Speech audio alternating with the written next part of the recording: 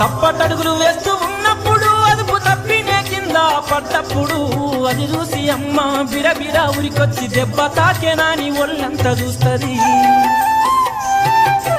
ఆస్తిపాస్తులు ఎన్ని ఉన్నా లేకున్నా మేడమిద్దరు లెక్కలేనన్ని ఉన్నా కన్న కడుపే మేడమిద్దెలనుకుంటది, కడుపు తీపే ఆస్తిపాస్తులనుకుంటది.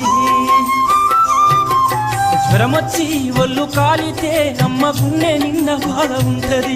ఓ దేవుడా నా కడుపును కాపాడమని వేడుకుంటది. కొడుకు లేచి నవ్వి ఆడినప్పుడే అమ్మ ముఖముల కోటి దీపాలు వెలుగును. అమ్మా